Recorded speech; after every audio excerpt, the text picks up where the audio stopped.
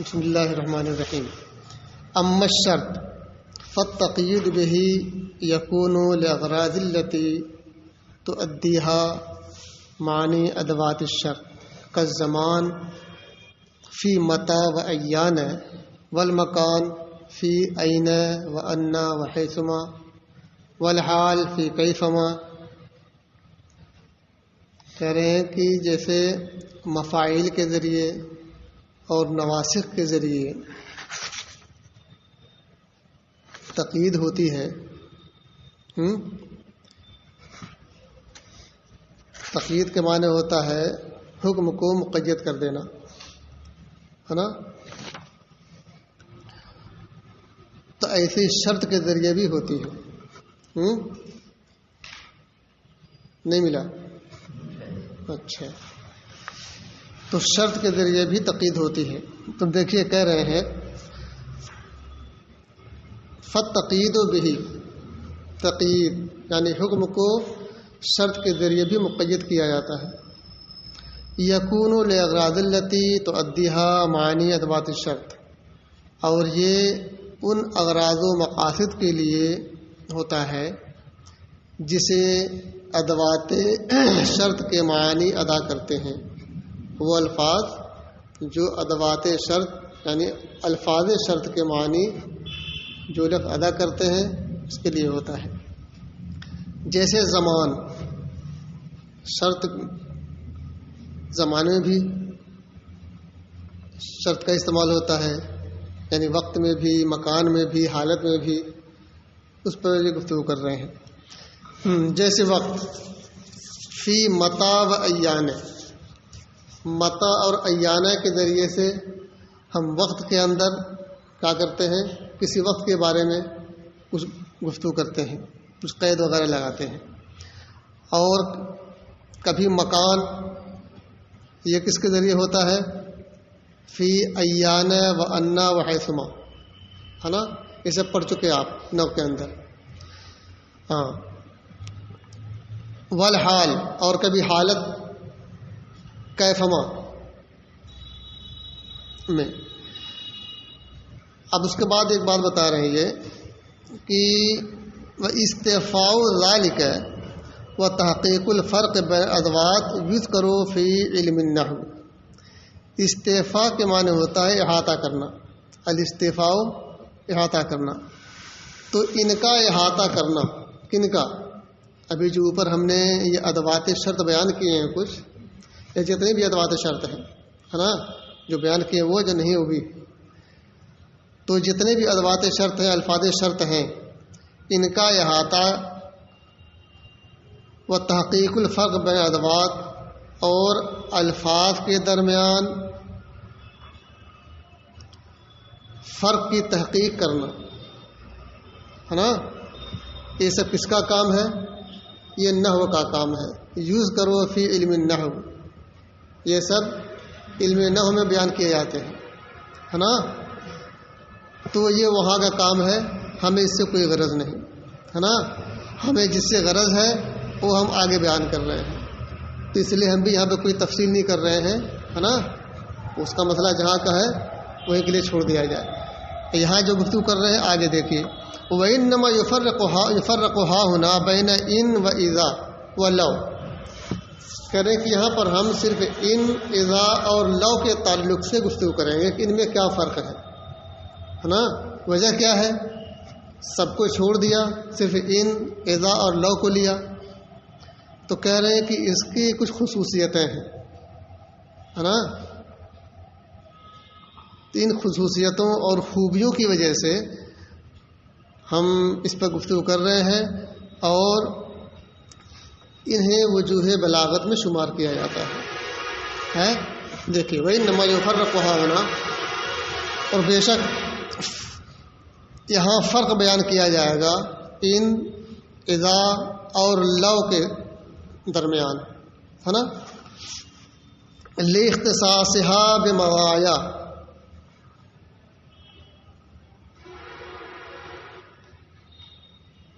خوبیوں کے ساتھ ان کے خاص ہونے کی وجہ سے. یہ جو الفاظ ہیں ان کے اندر کچھ خوبیاں ہیں، کچھ خوبیاں اس کے ساتھ ہیں، اس لیے اس کا بیان کیا جا رہا. تو عد من وجوہ البلاغہ، اور اسے بلاغت کے وجوہ میں شمار کیا جاتا ہے. دیکھیے فَإِن وَإِذَا لِلشَّرْطِ فِي الِاسْتِقْبَالِ، ابھی فرق بتا رہے ہیں کہ ان میں فرق کیا ہے. تو کہہ رہے ہیں کہ ان اور اذا یہ شرط کے لیے آتا ہی ہے، لیکن زمانے مستقبل میں، فی الاستقبال کہہ رہے ہیں نا، زمانے مستقبل میں شرط کے لیے. وَلَوْ لِلشَّرْطِ فِي الْمَاضِي، اور لو کس کے لیے آتا ہے؟ ماضی میں شرط کے لیے. یہ دو چیزیں بتا دیں. ان اور اذا کس کے لیے؟ مستقبل کے لیے، اور لو ماضی کے لیے. ٹھیک ہے، ایک قاعدہ بتا دیا. وَالْأَصْلُ فِي اللَّفْظِ أَن يَتَّبِعَ الْمَعْنَى فَيَكُونَ فِعْلًا مُضَارِعًا مع ان و اذا وماضيا مع اللو. والاصل فی اللفظ، لفظ میں اصل کیا ہے وہ بتا رہے ہیں کہ ان یتبع المعنی، کہ معنی اتباع کرے یا معنی تابع ہو. کس کا؟ نہیں والاصل فی اللفظ کہ ان یتبع، یتبع میں ضمیر ہوگی وہ لوٹے گی لفظ کی طرف، ہے نا. اب ترجمہ کرو. لفظ میں اصل یہ ہے کہ لفظ معنی کا تابع ہو. ان یتبع یعنی لفظ اتباع کرے کس کی؟ المعنی، معنی کی. کیا مطلب ہوا؟ لفظ معنی کا تابع ہو یعنی اس لفظ کے اندر جو معنی موجود ہے وہ وہی بتائے، دوسرا نہ بتائے. تابع ہوا نا، اس کو اتنا ہی کام کرنا ہے، اس لفظ کے اندر جو معنی موجود اس کو بتا دے، ہے نا. تو وہی کہہ رہے ہیں کہ لفظ معنی کا تابع ہو تو فیکون فعلا مضارعا مع ان و اذا. تو کہہ رہے ہیں کہ ان اور اذا کے ساتھ فعل مضارع ہوگا، ہے نا. جب مستقبل کی لائے گا تو مضارع ہوگا. اچھا، وماضیا مع لو، اور لو کے ساتھ کیا ہوگا؟ ماضی کا استعمال ہوگا. مثالیں دونوں کی دیکھیے. وَإِن يَسْتَغِيثُوا يُغَاثُوا بِمَاءٍ كَالْمُهْلِ. ان کہاں داخل ہوا؟ مضارع پر، ہے نا. اچھا، ترجمہ کا ہوا وَإِن يَسْتَغِيثُوا، اور وہ لوگ طلب کریں گے، فریاد کریں گے، کفار، ہے نا، جہنم میں. کس کی فریاد کریں گے؟ پیاس لگی رہے گی، پانی مانگیں گے، ہے نا، پانی کی فریاد کریں گے. یغاثو، تو انہیں پانی دیا جائے گا. یغاثو بماء، ہے نا، انہیں پانی دیا جائے گا. کل محل، تیل کے تلچھٹ کی طرح، ہے نا. ہاں، بہرحال یہاں دکھانا کیا مقصود ہے کہ ان داخل ہوا کس پر؟ فعل مضارع پر، ہے نا. اچھا، وَإِذَا تُرَدُّ إِلَىٰ قَلِيلٍ تَقْنَعُ، یہاں پہ اذا تردو پہ داخل ہے، بھی فعل مضارع ہے نا. اچھا، اس کا معنی کیا ہوا؟ رد یردو کا معنی ہوتا ہے پھیر دینا، واپس کرنا. اذا تردو، جب تم پھیر دیے جاؤ، الی قلیل، مال قلیل کی طرف، تو تقنعو، تو تم اتنے پہ قناعت ہو جاتے ہو، ہے نا. اس سے پہلے والا یہ شعر ہے، یہ دوسرا مصرع ہے. اس کا پہلا مصرع یاد نہیں ہے. اس کا مفہوم یہ ہے کہ جب مال کثیر کسی کو ملتا ہے تو اس کی ضرورتیں بڑھ جاتی ہیں، ہے نا. آج جب کم مال رہتا ہے تو اتنی پہ آدمی اپنا پورا کام سمیٹ لیتا ہے نا.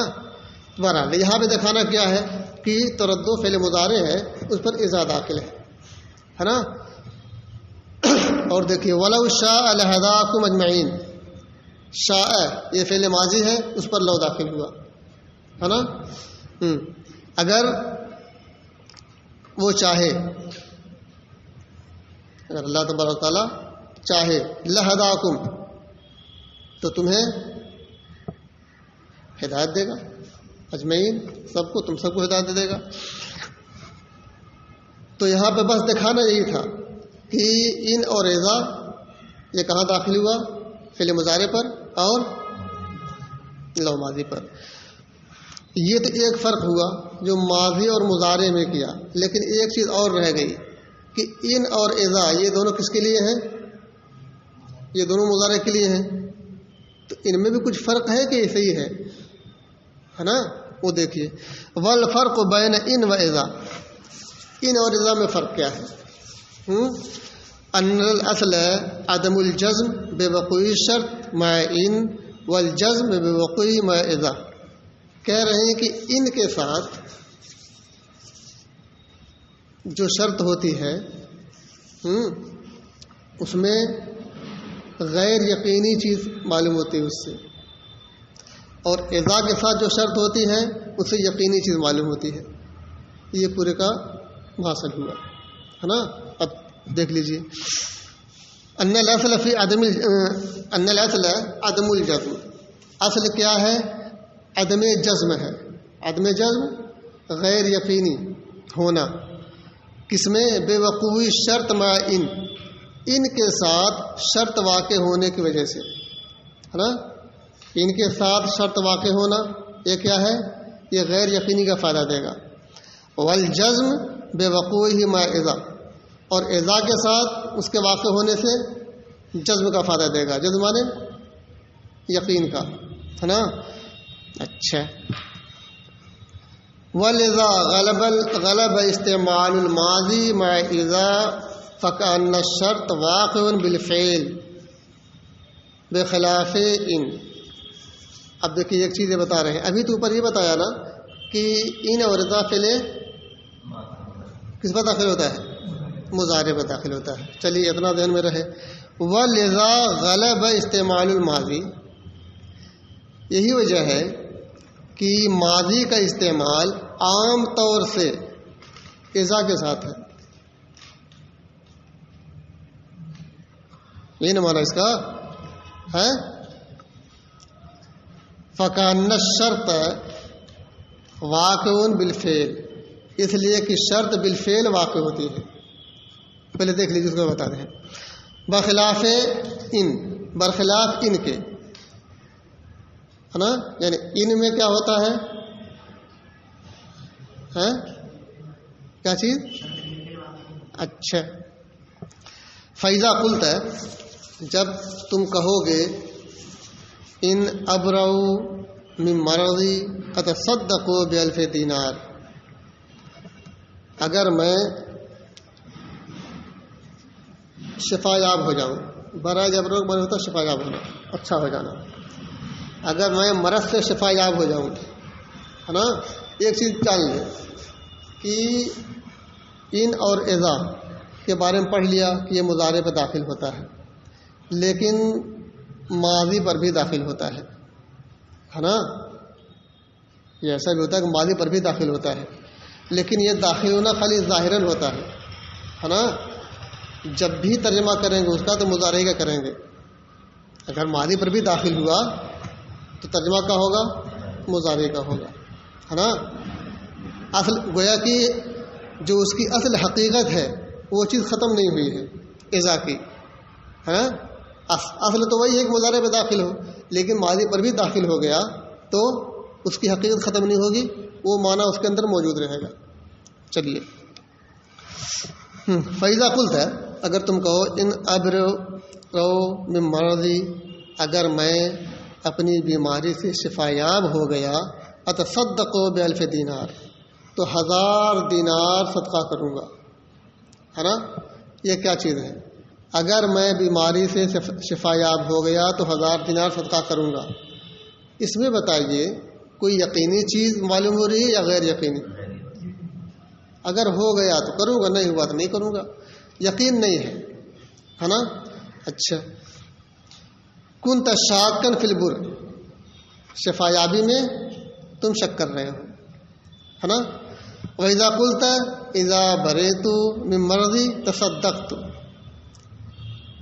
اور دوسری مثال اذا والی، جب میں اپنی بیماری سے شفا یاب ہو جاؤں گا تو صدقہ کروں گا.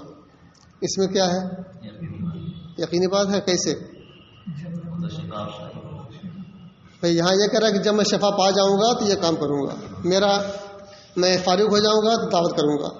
تو فارغ ہونا یہ بھی یقینی ہے تو بھی یقینی ہو جائے گا، ہے نا. اگر فارغ ہوا تو کروں گا تو یہ غیر یقینی ہے نا. تو اس کے اندر یقین پایا گیا، ہے نا. چلیے، کنت جازمن بہی او کل جازم. تو یہاں پر کیا ہے، تم مکمل یقین کرنے والے ہو کہ میں تو شفا یاب ہوں گا اور پھر صدقہ کروں گا، ہے نا. یا اگر شفا یقین نہیں ہے تو کم سے کم یقین کی طرح تو ہے ضرور، ہے نا. والا ذالک فالاحوال النادرہ تذکر فی عید ان والکثیرہ فی عید اذا. اسی بنا پر والا ھذا، اسی بنا پر فالاحوال النادرہ، احوال نادرہ وہ حالات جو بہت کم درپیش ہوتے ہیں، ہے نا. فالاحوال النادرہ، اسی لیے احوال نادرہ ان کی حیز میں ذکر کیے جاتے ہیں. تذکر فی حیز ان کی حیز میں، حیز مانے تحت کر لیجیے. اسی لیے احوال نادرہ یہ ان کے تحت ذکر کیے جاتے ہیں. والاحوال کثیرہ فی حیز اذا، اور احوال کثیرہ یہ کس میں ذکر کیے جاتے ہیں، اذا کے تحت ذکر کیے جاتے ہیں. ومن ذالک، انہی میں سے، یعنی ایک مثال دیکھیے کیا قاعدہ بتایا کہ ان کے تحت جو چیز ذکر کی جائے گی وہ کیا ہوگی، نادر ہوگی، کبھی کبھی وقوع پذیر ہوگی. اور جو اذا کے ذریعے ہوگی وہ اکثر و بیشتر ہوگی، ہے نا. مثال دیکھیے، فرمان الہی ہے فَإِذَا جَاءَتْهُمُ الْحَسَنَةُ قَالُوا لَنَا هَٰذِهِ وَإِن تُصِبْهُمْ سَيِّئَةٌ يَطَّيَّرُوا بِمُوسَىٰ وَمَن مَّعَهُ. ترجمہ دیکھ لیجیے. فَإِذَا جَاءَتْهُمُ الْحَسَنَةُ، یہ بنی اسرائیل کے بارے میں گفتگو ہے کہ جب ان کے پاس بھلائیاں آتی ہیں، قالو تو کیا کہتے، لنا ہذہ، یہ تو ہمارے لیے ہے. اللہ کی طرف سے کوئی بھلائی آتی تو یہ ہماری وجہ سے ہے نا. ہم اتنے نیک پارسا اور اللہ کے مقرب بندے ہیں، ہماری وجہ سے بھلائی آئی ہے نا. اچھا، وَإِن تُصِبْهُمْ سَيِّئَةٌ، اور جب انہیں کوئی مصیبت، کوئی برائی درپیش ہوتی، ہے نا. یطیروا بموسیٰ، تو فال نکالتے موسیٰ سے، ومن معہم، اور معہو، اور ان سے جو ان کے ساتھ ہوتے، یعنی موسیٰ علیہ السلام اور ان کے صحابہ کہہ لو، ہے نا. تو کہتے کہ ان کی وجہ سے جو مصیبت آ پڑی ہے یہ موسیٰ اور موسیٰیوں کی وجہ سے ہے نا. اس میں کیا دکھانا مقصود ہے، جاء پر اذا داخل ہے نا. ہم نے کہا اذا کس کے لیے ہوتا ہے، کثیر کے لیے. تو ظاہر بات ہے اللہ تعالیٰ کی طرف سے جو نعمتیں اور حسنات آتی ہیں وہ اس سے بہت زیادہ ہوتی ہیں جو اللہ کی طرف سے عذاب ہو، سختیاں آتی ہیں، ان کے مقابلے میں یہ زیادہ ہوتی ہیں، حسنات زیادہ ہوتے ہیں، ہے نا، عام طور سے. تو دیکھیے حسنہ پر الف لام بھی داخل ہے. یہ الف لام کس کا ہے، جنس کا داخل ہے اور معرفہ کا ہے، جنس معرفہ.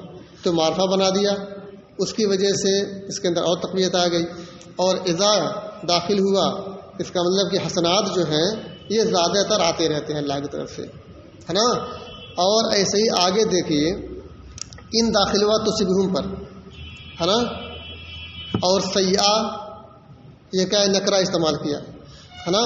اس کا مطلب یہ ہوا کہ اگر کچھ تکلیفیں پہنچتی ہیں، ہے نا، تو یہاں پر ان داخل ہوا تو وہ کیا بتا رہا ہے، نادر واقعہ، کبھی کبھی ایسا ہو جاتا ہے کچھ، ہے نا. اور حسنہ کے تعلق سے کیا ہوا، اذا داخل کیا، کثیر کے معنی. اب آگے دیکھیے، خود بات گفتگو کر رہے ہیں. فلکون مجیل حسنہ محققاً، اس لیے کہ حسنہ کا آنا یہ محقق ہے، اللہ کی طرف سے حسنہ کا آنا یہ محقق ہے. اذ المراد بها مطلق الحسنہ الشامل لانواع کثیرہ کما یفہم من التعریف بأہل الجنسیہ. اذ المراد بہا، اس لیے یہاں مراد مطلق حسنہ ہے نا، الشامل لانواع کثیرہ، جو انواع کثیرہ کو شامل ہے. کما یفہم من التعریف بالجنسیہ، جیسا کہ الف لام جنسیہ کی تعریف سے سمجھا جا رہا ہے نا. اچھا، وذکر مع اذا، اور اسے اذا کے بعد ذکر کیا گیا. وعبر عنہ بالماضی، اور اس کی تعبیر ماضی سے کی گئی. یہ بتا دیا اذا کے تعلق سے. اب دیکھیے ولکون مجیء السیئہ نادرا، اور سیئہ کا آنا یہ کیا ہے؟ نادر ہے، کبھی کبھی ہوتا ہے. اذ المراد بہا نوع مخصوص، اس لیے یہاں نوع مخصوص مراد ہے نا. جو تکلیف، شدت، برائی آئی ہے ہمارے لیے، وہ کیا ہے؟ یہ مخصوص قسم کی برائی ہے.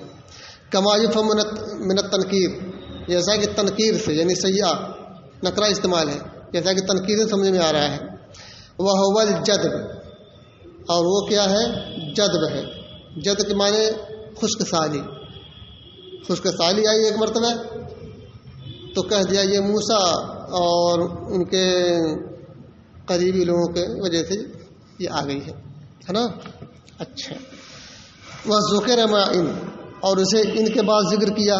وعبر عنہ بالمضارع، اور اسے مضارع سے تعبیر کیا. ففی الآیہ من وصفہم بانکار النعم وشدت التحامل علی موسیٰ علیہ السلام ما لا یخفی. امن وصفہم، اور ان کے وصف میں سے یہ ہے. ان کے وصف میں سے ہے